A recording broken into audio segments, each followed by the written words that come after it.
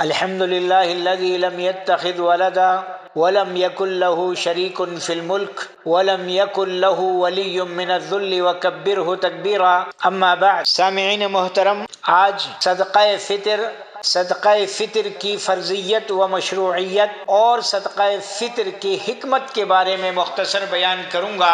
تو چلتے ہیں پہلے ٹاپک کی طرف۔ صدقہ فطر۔ صدقہ فطر کا مطلب ہے سامعین زکوٰۃ، یعنی زکوٰۃ فطر۔ لفظ صدقہ سے مراد فریضہ زکوٰۃ بھی ہوتی ہے۔ قرآن و سنت میں یہ لفظ اسی معنی میں بکثرت استعمال ہوا ہے۔ زکوٰۃ فطر کا مطلب ہے وہ زکوٰۃ جس کا سبب رمضان کے روزوں کا اختتام ہو۔ صدقہ فطر کو زکوٰۃ فطرت بھی کہا جاتا ہے، تو گویا کہ وہ اسی الفطرہ یعنی فطرت سے ماخوذ ہے، جو بمعنی خلقت اس طرح بندے پر اس کے وجوب کا یہ معنی ہے کہ اس سے اس کے نفس کا تزکیہ اور عمل کی صفائی ہوتی ہے۔ یہ کتاب فقہ الزکوٰۃ میں ہے، جلد نمبر 2 صفحہ نمبر 917۔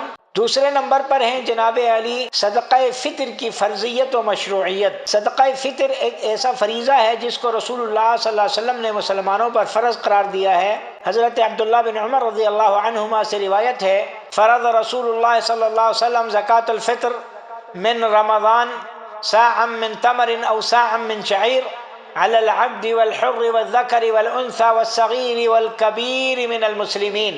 رسول اللہ صلی اللہ علیہ وسلم نے کھجور یا جو کا 1 سا صدقہ فطر ہر مسلمان آزاد، غلام، مرد، عورت، چھوٹے اور بڑے پر فرض کیا ہے۔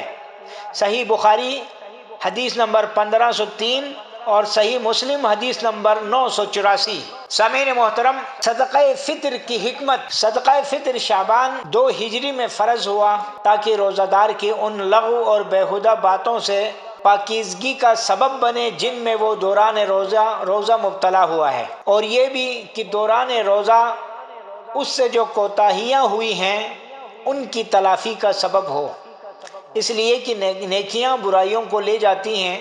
ان الحسنات یذہبن السیئات، اور فقراء و محتاجین کی مدد کا باعث ہو، اور عید کے دن ان فقراء اور محتاجین کے لیے کھانا میسر ہو جو کہ خوشی و مسرت کا دن ہے، اور اس لیے بھی کہ مالدار حضرات ان کی مسرت و خوشی میں شریک ہوں۔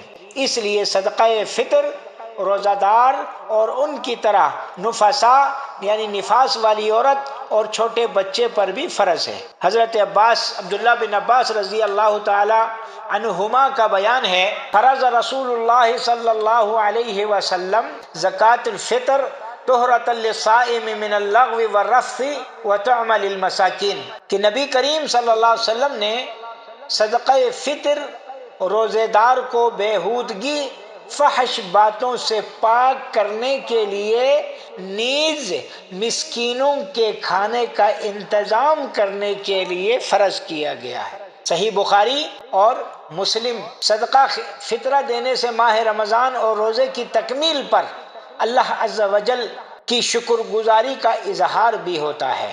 تزکیہ نفس کی تکمیل کے لیے یہ بدن کی زکوٰۃ بھی ہے، جیسے کہ اللہ نے 1 سال باقی رکھا اور باقی رکھ کر انعام کیا ہے، اور تزکیہ نفس کی تکمیل کے لیے ماہ اطاعت کے اخیر میں صدقہ فطر مقرر کیا گیا، اس لیے کہ طاعات بجا لانے اور محرمات چھوڑنے سے نفس کا تزکیہ ہوتا ہے، نیز مال خرچ کرنے سے بھی نفس پاک ہوتا ہے۔ اسی لیے اللہ کی راہ میں مال خرچ کرنے کو زکوٰۃ کہا جاتا ہے۔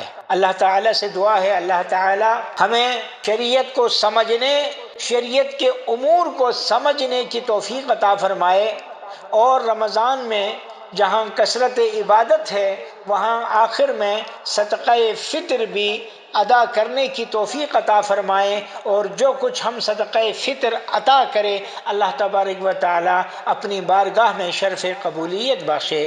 والسلام علیکم ورحمۃ اللہ وبرکاتہ۔